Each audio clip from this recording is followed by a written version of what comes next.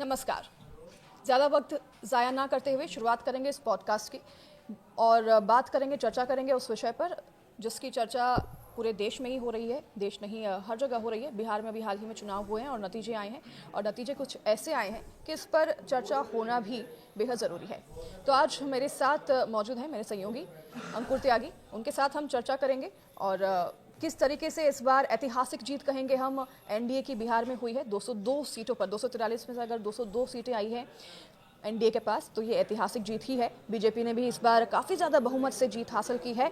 Jan Suraaj party जो कि उम्मीद लगाई हुई थी कि इस बार 1 या 2 या 3 या कुछ तो सीटें वो जीतेंगी। हालांकि प्रशांत किशोर की उम्मीदें कुछ ज़्यादा थी, लेकिन बाकी सब उम्मीद लगा रहे थे कि कुछ तो सीटें वो भी जीतेंगे। और वहीं महागठबंधन की अगर बात करें तो कयास तो ये भी थे कि वो भी टक्कर की इस बार चुनाव जो है लड़ी है, टक्कर उन्होंने भी देंगे और टक्कर वो देंगे ऐसा हम सभी कयास लगा रहे थे। और जो एग्जिट पोल की बात करें उसमें भी कुछ ऐसा ही सामने भी आया था।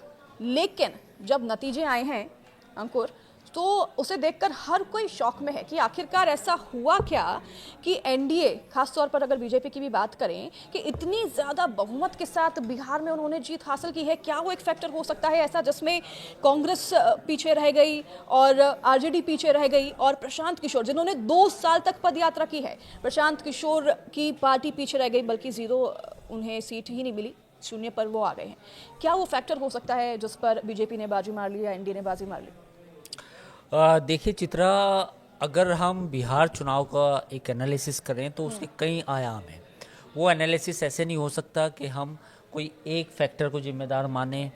चाहे वो हम ये कहें कि वो जो 10,000 रुपये आए चुनाव के दौरान, वो भी होगा, वो भी है, नो डाउट कि अगर इलेक्शन के दौरान अगर 10,000 रुपये आ रहे हैं खातों में तो कहीं ना कहीं उसका भी असर होगा। अब आते हैं दूसरे पॉइंट्स पे कि और क्या क्या वजह रही कि इस चुनाव में बीजेपी को इतनी जो बड़ी जीत हासिल हुई। वो ये है कि पिछले कुछ समय से, जैसे लालू यादव की अगर हम बात करें, लालू प्रसाद यादव की, तो वो बिहार के एक बहुत बड़े नेता थे, मुख्यमंत्री भी रहे, उनकी पार्टी को सांसद विधायक लगातार चुनते रहे।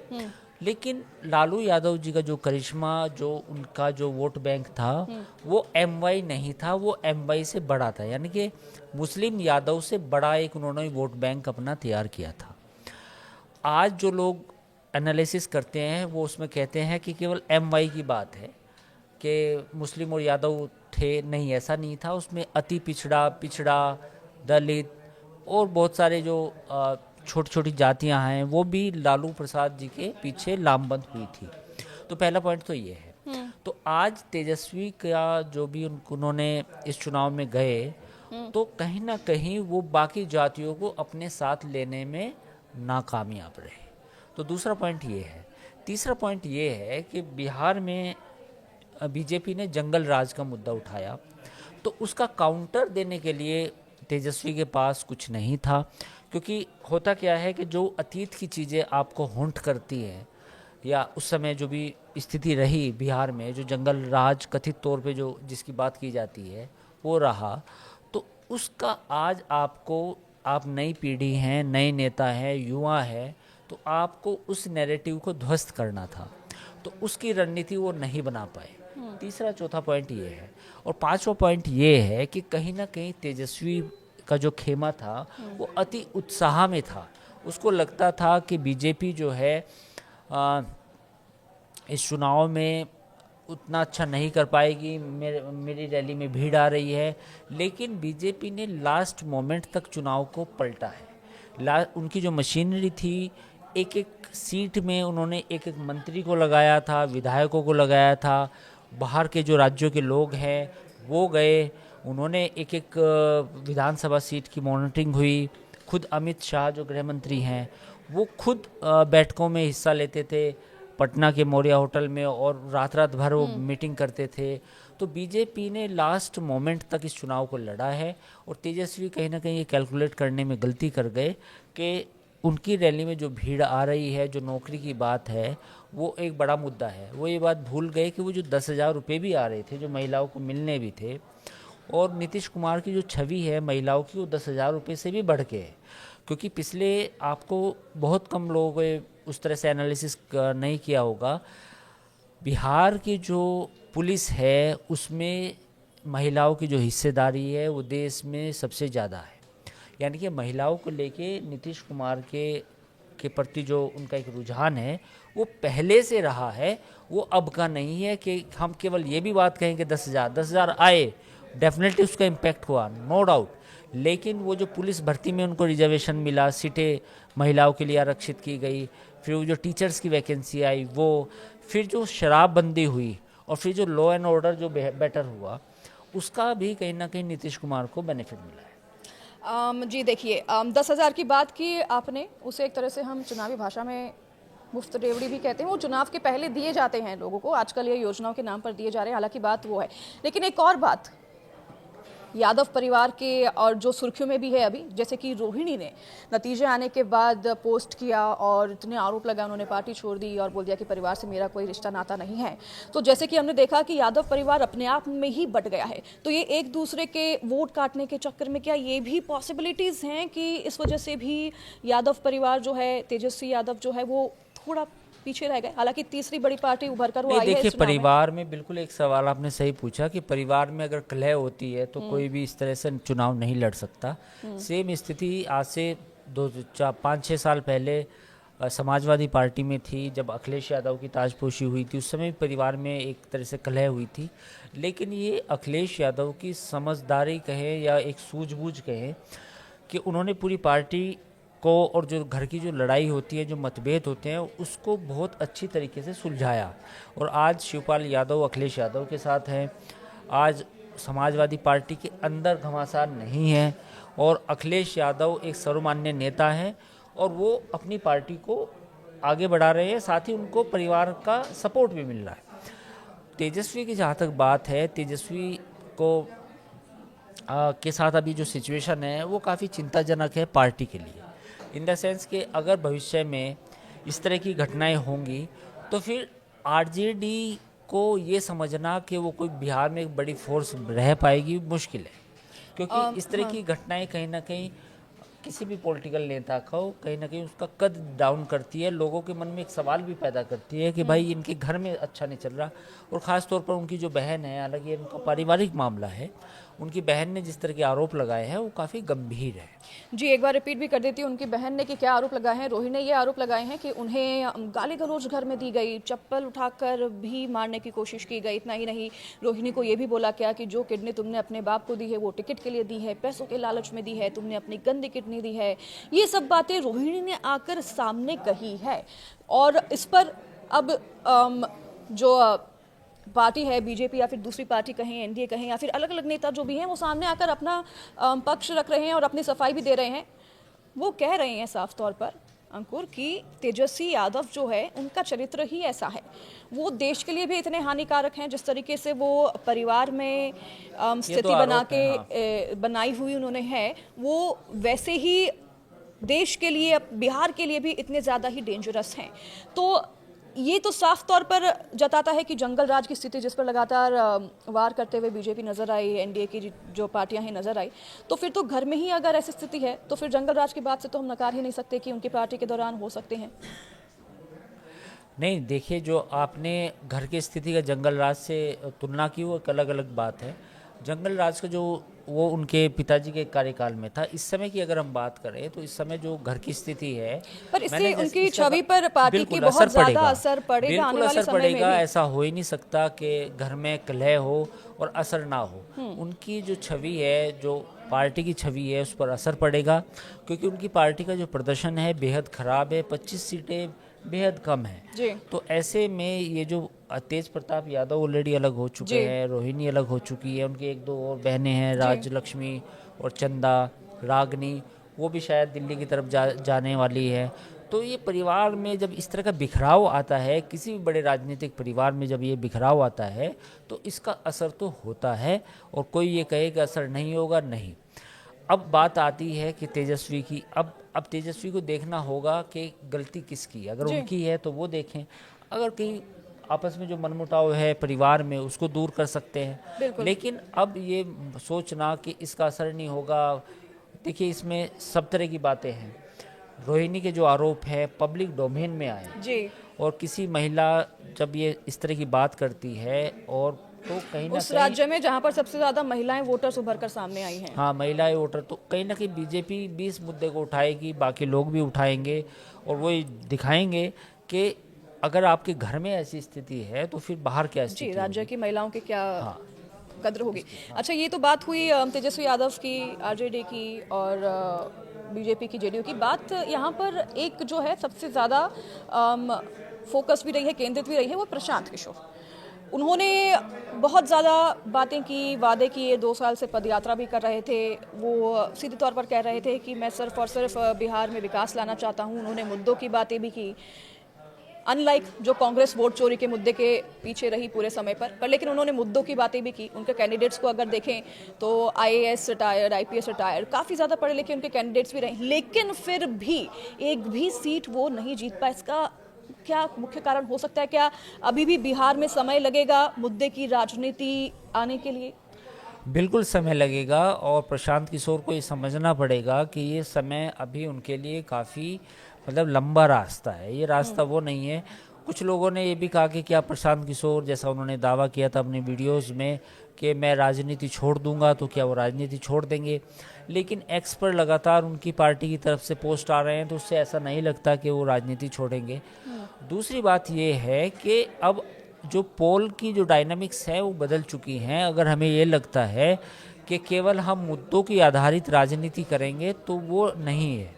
उसकी वजह ये है कि अव्वल तो बात ये है कि आज के चुनाव में जो पैसा जो जितना इस्तेमाल होता है चुनाव में, ऐसा पहले कभी नहीं होता था। 20 साल पहले या 15 साल पहले या 30 साल पहले जब चुनाव होते थे तो उसमें इतने धन का प्रयोग नहीं होता था, इतनी फ्री स्कीमें नहीं थी। तो जन सुराज के पास पहला चुनाव था, उनके पास लोगों को देने के लिए कुछ नहीं था, उनकी जेब में डालने के लिए कुछ नहीं था। जो भी था बातें थी, मुजबानी तो जवान ये थी। आपकी बात से हम समझें कि जो लोग हैं उनकी जेब में पैसे डालने से ही वो वोट बैंक मैं प्रभावित करता है। बिल्कुल मैं इसे सही नहीं मानता, पर मैं इसे सच्चाई को स्वीकार भी करता पर हूँ लेकिन अंकुर जी, कि ये बात आज के टाइम में जो ये फ्री बी पॉलिटिक्स, जिसको रेवड़ी कल्चर कह लें आप, फ्री बीज कह लें अंग्रेजी में, ये हावी है आज की राजनीति पर। इससे कोई इनकार नहीं कर सकता, चाहे वो मध्य प्रदेश हो, महाराष्ट्र हो, दिल्ली में भी, दिल्ली हो, अब बिहार में जो जीविका दीदी को 10,000 रुपये ये हो, तो कहीं भी आप चले जाएं, कहीं ना कहीं आपको लगेगा कि धन, पैसा अब चुनाव में इतना बहाया जाता है जिसका कोई हिसाब नहीं रह गया है। तो ऐसे में मुद्दों की राजनीति करना, विचारों की और ऐसी बातें करना इतना आसान नहीं है, उसके लिए समय लगेगा। तो ये हम साफ तौर पर समझें कि जीत 10,000 रुपयों की हुई है, जीत रेवड़ी की हुई है। मैंने वीडियो के पहले शुरुआत में भी कहा कि वो वन ऑफ द फैक्टर है। हाँ। I am not saying that it is a sole factor जिसने चुनाव को प्रभावित किया, लेकिन जी हाँ, 10,000 रुपये अकाउंट में जो आए, चुनाव के पहले आए और चुनाव के दौरान आए, उसने बड़ा असर डाला। 75 लाख महिलाओं के अकाउंट में सीधे तौर पर ट्रांसफर किए गए हैं 10,000 रुपये बिहार चुनाव के पहले। आप सभी को बता दें, कांग्रेस को काफी कम सीटें मिली, एआईएमआईएम से भी कम सीट। एआईएमआईएम हैदराबाद की पार्टी है, उससे भी कम सीट कांग्रेस को मिली। इतना खराब प्रदर्शन कांग्रेस का आखिरकार क्यों रहा? और क्या इसके बाद अब सोचना चाहिए कांग्रेस को और महागठबंधन के अलग जो दूसरी पार्टी हैं आने वाले चुनाव में भी, कि कितनी सीटें कांग्रेस को देने चाहिए जो चुनाव आने वाले हैं उनमें? देखिए, कांग्रेस को आत्ममंथन खुद करना चाहिए, मैं कोई सलाह देने वाला नहीं हूँ। बट पॉइंट ये है कि जो मुस्लिम बहुल सीटें थी उनमें ज़्यादातर एआईएम का सीटें मिली हैं उनको ज़्यादा, और एक मैं सीट का नाम बोल रहा हूँ जिस पे करीब मुस्लिम पॉपुलेशन 67% थी, वहाँ पे कांग्रेस जीती है। कांग्रेस का बूथ लेवल पर अब चुनाव बदल चुके हैं। अगर आप सोचते हैं कि रैली से चुनाव जीते जा सकते हैं, बिल्कुल नहीं। आपके पास बूथ लेवल तक के कार्यकर्ता होने चाहिए जिनके साथ कंट्रोल रूम जो होता है किसी भी पार्टी का, उसका संवाद होता है। वो पल पल की उनको बूथ की जानकारी देते हैं, कहाँ कितने वोट पड़े हैं, हमारा कैंडिडेट कमज़ोर है, ताकतवर है, हमारा प्रचार कैसा है। फीडबैक रियल टाइम लिया जाता है।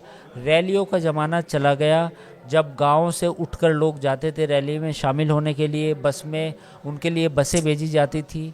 गांव के बाहर सड़क पर वो बस लग जाती थी और लोग उस बस में बैठते थे और रैली में घूम के आ जाते थे और ये मान लिया जाता था कि ये फलाना जो नेता है ये इस बार चुनाव जीत जाएगा।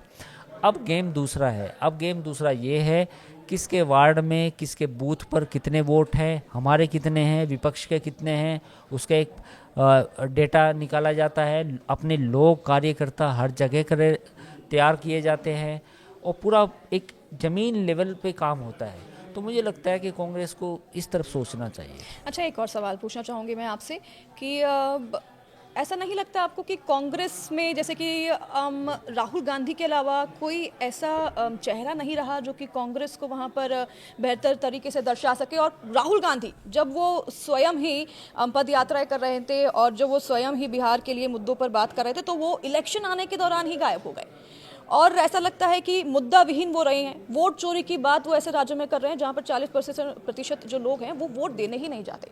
तो मुझे नहीं लगता कि बिहार में, आपकी राय भी जानना चाहूँगी, कि वोट चोरी जो है वो मुद्दा होना चाहिए था। इसके अलावा मुद्दे जो हैं ग्राउंड के होने चाहिए थे। क्या ये एक बड़ा फैक्टर हो सकता है? देखिए, वोट चोरी वाला जो मुद्दा था, बिल्कुल ये भी एक मतलब एक पॉइंट है कि शायद वो नहीं चला। दूसरी बात ये है कि जो आप कह रही है कि राहुल गांधी कम आए, बिल्कुल देखिए बीजेपी 24 घंटे काम करती है, यानी कि बीजेपी ना करे तो उसकी मशीनरी काम करती है, उसके रोबोट्स काम करते हैं, उसका सिस्टम काम करता है। रोबोट्स से मेरा मतलब उसके सिस्टम से है। तो जब आपका जो सत्ता पक्ष में जो सरकार है वो इतने 24 घंटे काम करती है तो आपको भी कहीं ना कहीं अपनी जो स्ट्रेटजी है उसको बदलना होगा। आपको कुछ लोग ज़मीन पे उतारने पड़ेंगे जो 24 घंटे काम कर सके। तो यही बात जो मैं पहले कह चुका हूँ आपके साथ पहले डिस्कशन में कि अब के चुनाव में और 20 साल के चुनाव में बड़ा अंतर आ गया है। बिल्कुल, जाने से पहले हालांकि मेरे तर्क अलग हैं। चुनाव में अगर अंतर होता तो इस बार मुझे लगता है प्रशांत किशोर एक सीट तो बिल्कुल जीतते। अगर मुद्दे की बात समझ में आती जनता को तो बिल्कुल जीती, पर लेकिन बात अभी भी रेवड़ियों की ही हो रही है। बात अभी भी 10,000 रुपये की ही हो रही है जो कि खातों में डायरेक्ट पहुंचाए जा रहे हैं चुनाव से पहले। लेकिन जब चुनाव जीत जाती हैं पार्टियां तो फिर गायब हो जाते हैं पैसे, जो कि स्कीम में वादे भी किए जाते हैं वो नहीं पहुंचते। ये बात भी करनी बेहद ज़रूरी है। जाने से पहले आप जो भी हमारे दर्शक हैं उनको एक सजेशन देना चाहें कि अगर वो वोट देने जा रहे हैं तो क्या देख के सोच समझ के अपने नेता को चुनें? देखिए, कोई भी इलेक्शन होता है तो उसमें डेमोक्रेसी के लिए वोट दिया जाता है। और जो भी अभी फ्रीबीज चल रही है पूरे देश में, जो हमने देखा भी है, महाराष्ट्र के इलेक्शन में देखा, एमपी में, दिल्ली में, बिहार चुनाव में भी, कहीं ना कहीं जो मुख्य मुद्दे हैं वो गौण हो चुके हैं। यानी कि जो आपके रियल इश्यूज हैं वो कहीं ना कहीं पीछे चले जाते हैं और सरकार कोई भी हो, इसमें किसी एक पार्टी जिम्मेदार नहीं है। सारी पॉलिटिकल पार्टी एक तरह से जिम्मेदार हैं कि वो चुनाव से पहले एक स्कीम लेके आती है। वो कहती है कि हम 5,000 रुपये देंगे, हम 10,000 रुपये देंगे। तो मुझे लगता है कि इससे हल नहीं होगा, लोगों को एम्पावरमेंट नहीं होगा।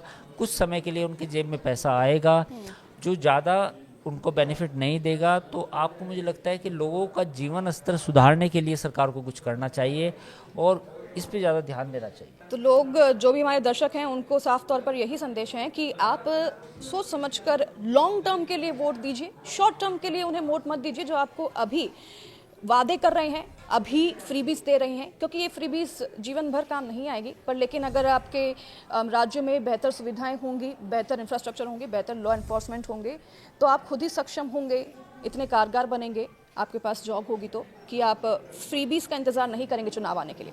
तो बहुत बहुत धन्यवाद हमारे साथ आज चर्चा में शामिल होने के लिए और इस पॉडकास्ट में